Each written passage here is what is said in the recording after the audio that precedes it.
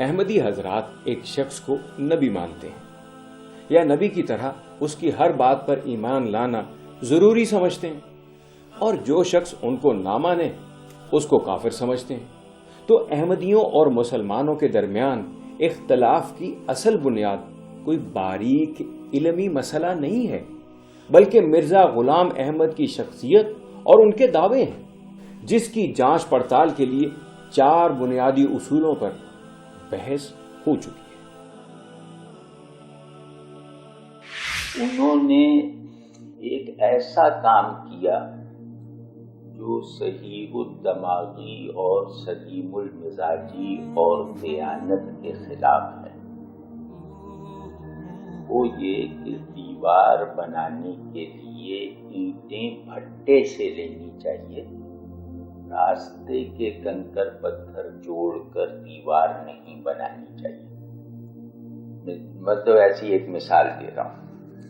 تو انہوں نے اپنی دیوار نبوت کو راستے کے روڑے کنکر سے بنایا ہے، مستند بھٹے سے اینٹیں لے کر نہیں بنائے، کیونکہ انہیں معلوم ہی ہے کہ مستند بھٹا اب بند ہو چکا ہے، جس سے دیوار نبوت بننی تھی وہ بھٹے پر مہر لگ گئی ہے، کہ ابھی سیل لگ گئی ہے، کہ اب اسے نہ چلایا جائے گا نہ کھولا جائے گا، نہ اس میں اینٹیں بنائی جائیں گی۔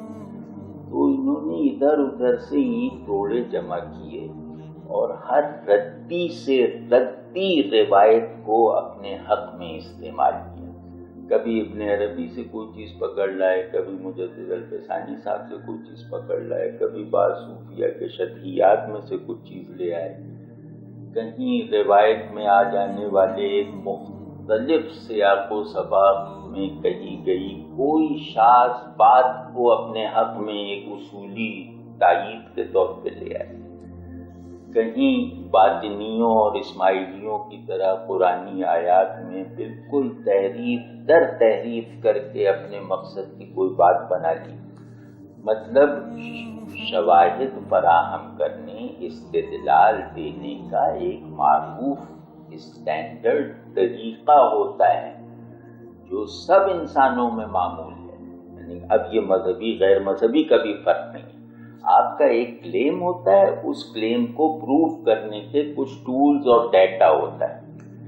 تو وہ ٹولز کیا ہونے چاہیے، وہ ڈیٹا کیا ہونا چاہیے، یہ معروف ہے، یہی معیار ہے، اور یہ مومن و کافر سب میں تسلیم شدہ ہے۔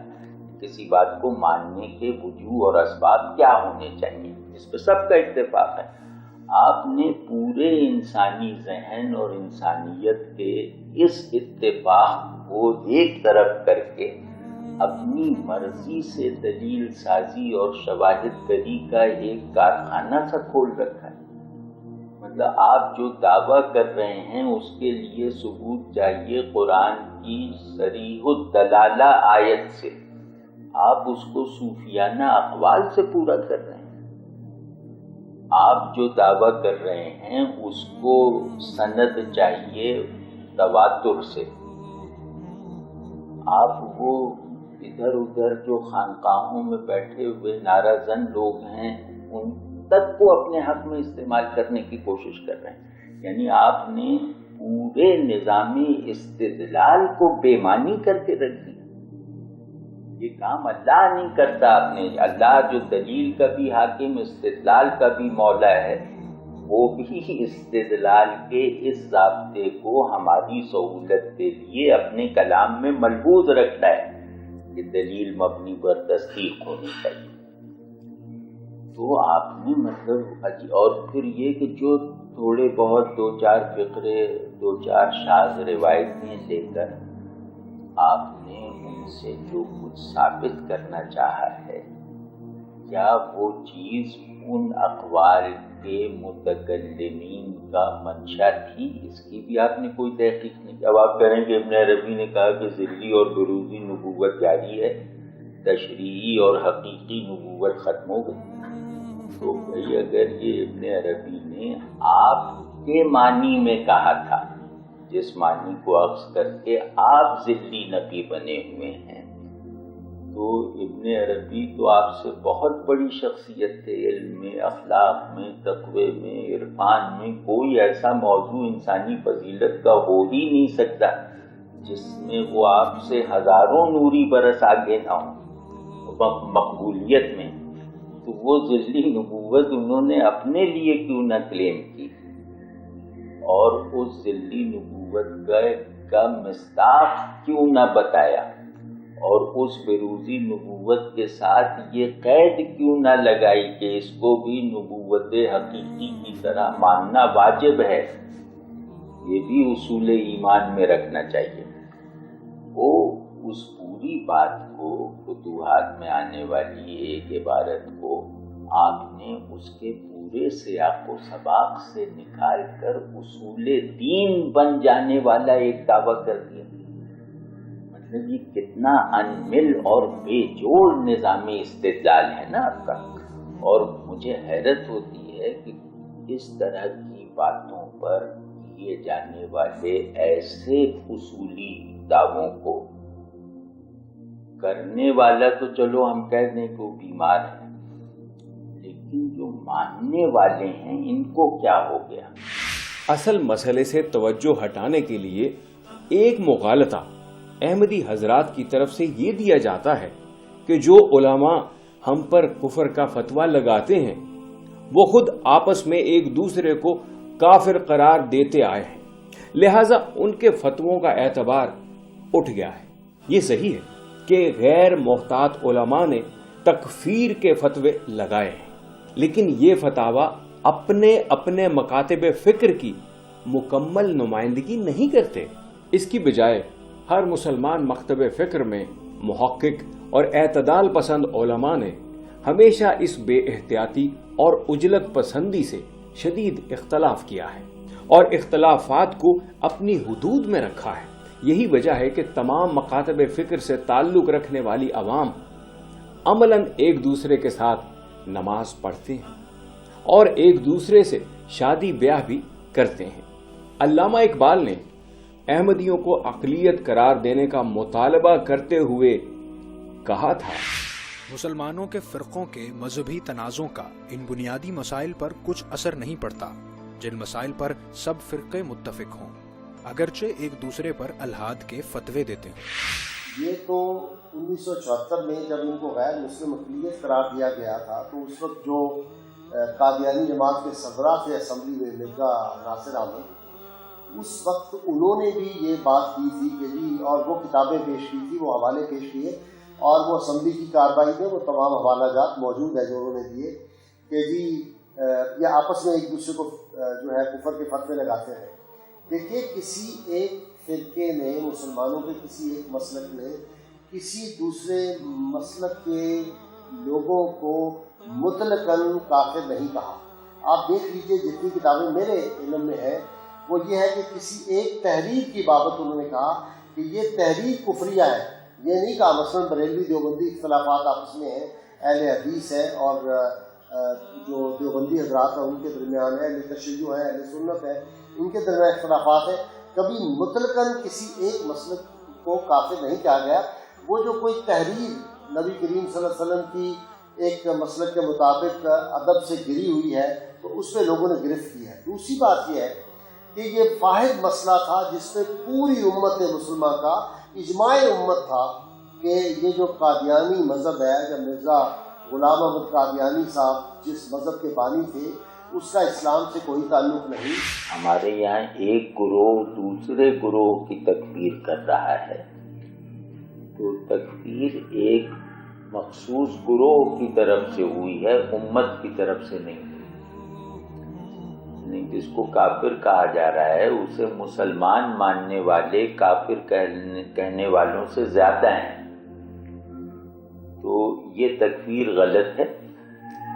لیکن ایسی تکفیر جس پہ امت متفق ہو جائے تو وہ یہ والی تکفیر نہیں ہے جس سے آپ فائدہ اٹھا رہے ہیں۔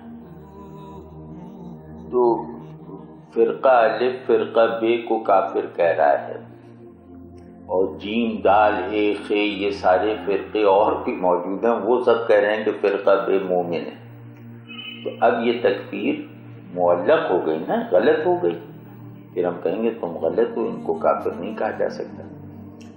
لیکن اگر کسی ایک گروہ کو سارے فرقے مل کر کہیں کہ یہ مسلمان نہیں ہے، تو اس تکفیر کو اس گروہی تکفیر پر قیاس کرنا محض دھوکہ دینا ہے۔